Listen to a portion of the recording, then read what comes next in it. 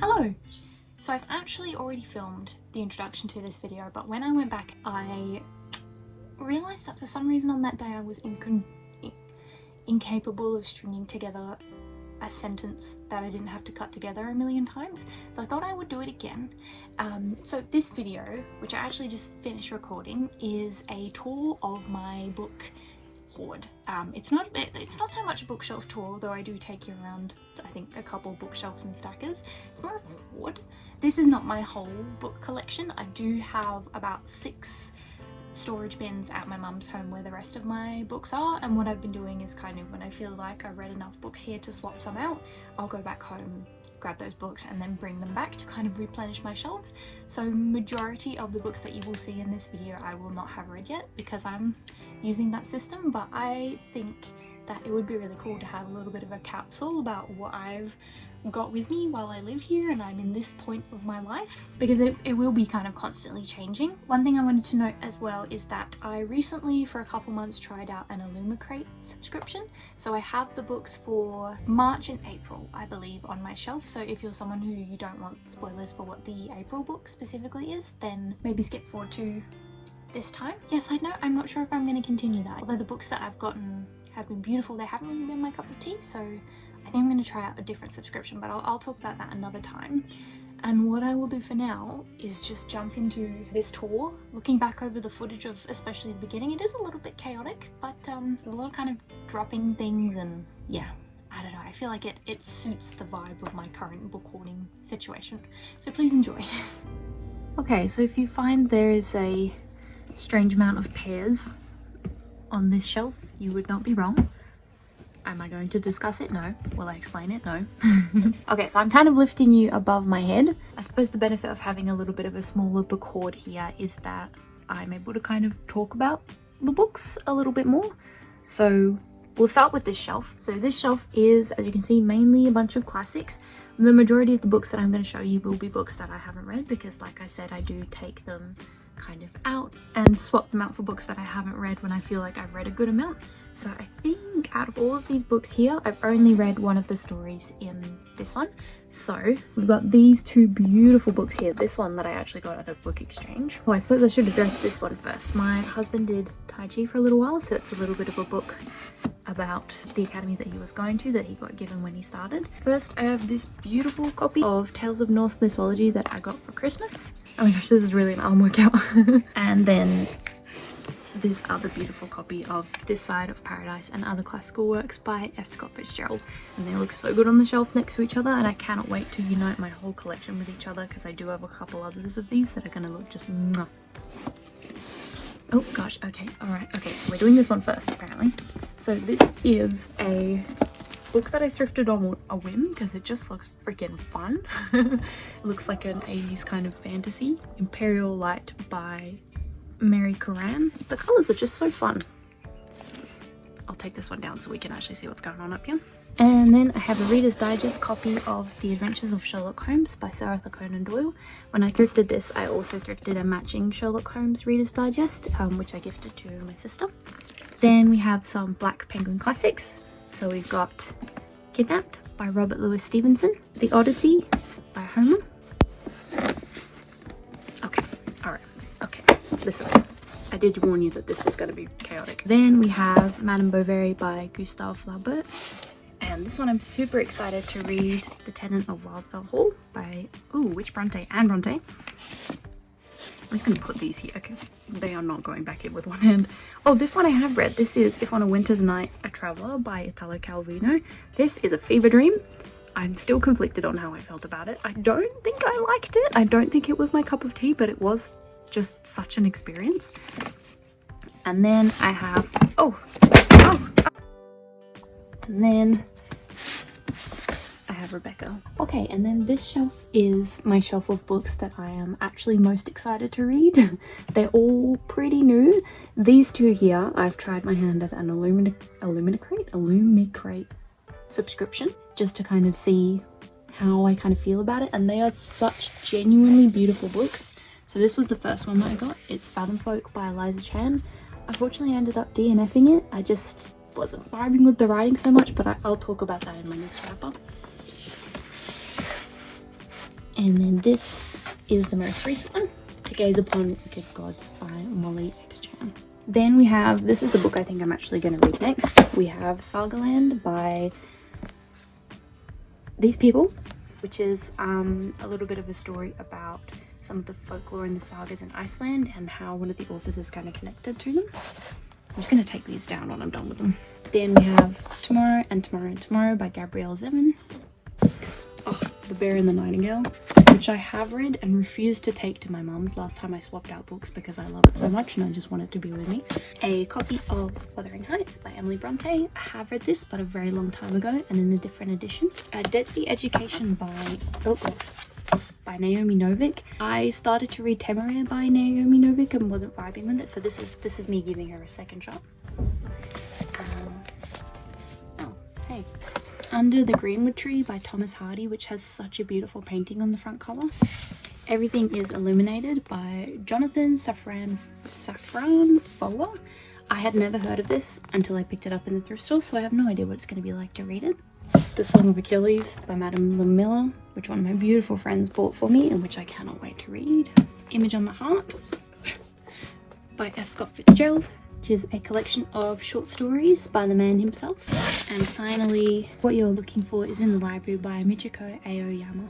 Oh, and I completely forgot about this miscellaneous little shelf down here. This is my makeup, a book journal, and some crochet hooks. We don't, you know, it's not very aesthetic setup here. But we have The Hobbit and the Fellowship of the Ring series. This is actually number 4 of the copies that we have of The Hobbit. I don't know how that happened. And then we have these, which were thrifted for my husband, who's very into kind of Eastern philosophy and spiritualism. So it's a little collection of 4 Chinese classics, which are very cute.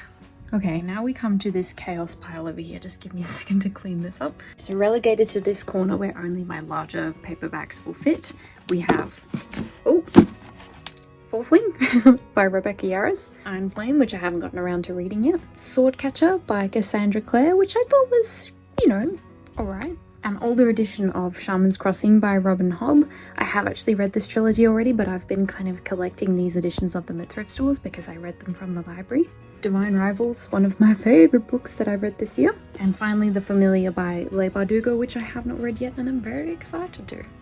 Oh, you can see the casual D&D starter set in there. Okay, so it's a completely different day, but we continue onwards either way. So the next part of my book collection is the top part of this stacker right here.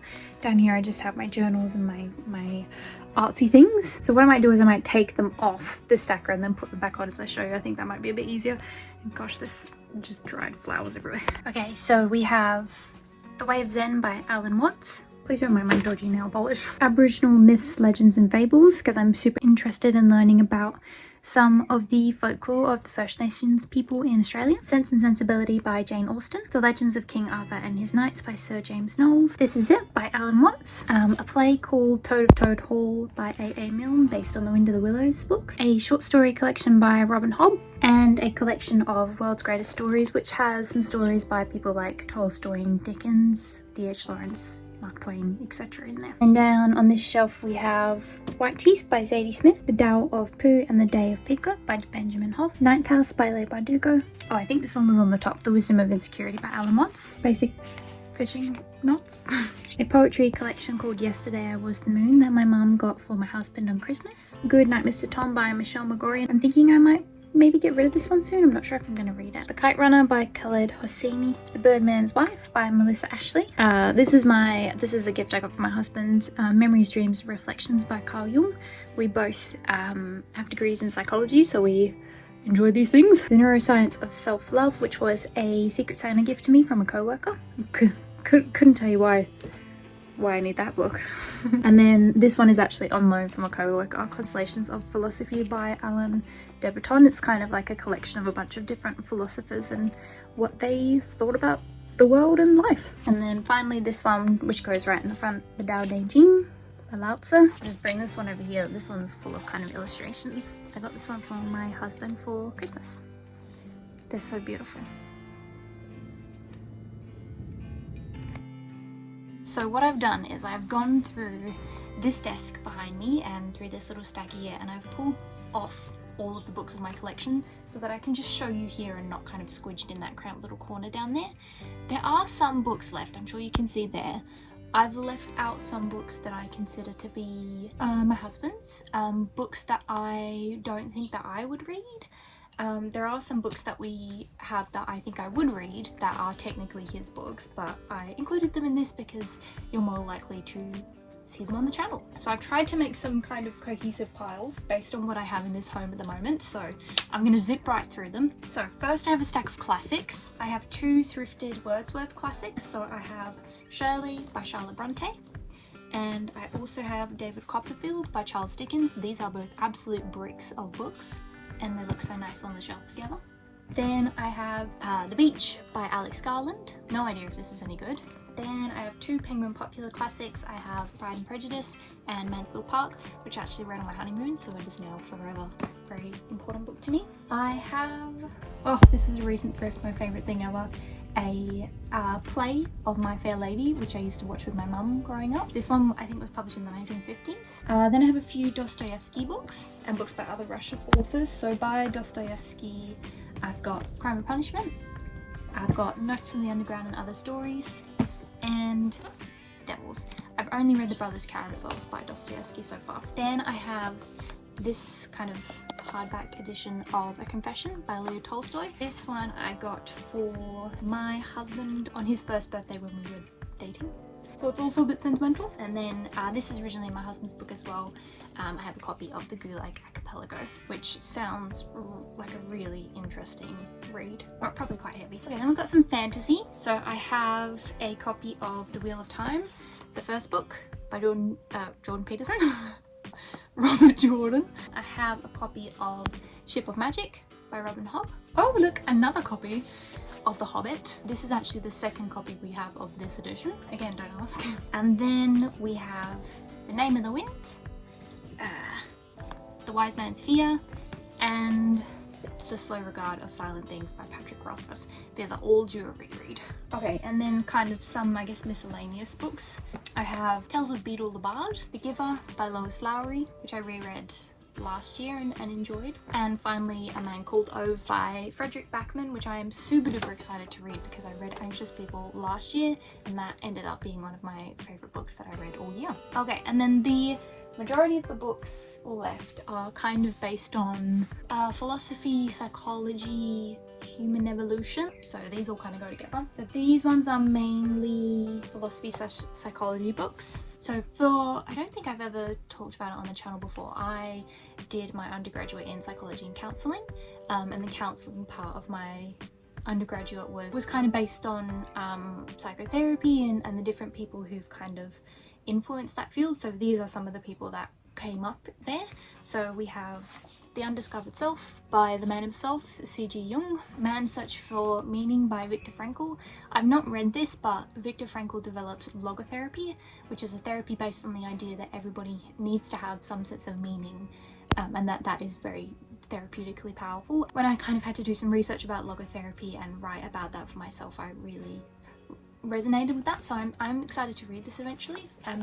I believe this book is about how his experiences being in the concentration camps during World War II influenced his later work. Then we have The Interpretation of Dreams by Freud, Beyond Good and Evil by Nietzsche, I think that's how you say it, and finally Modern Man in Search of a Soul by Carl Jung. Okay, and then we have some general philosophy, spirituality stuff, as well as just some kind of like general non-fiction books.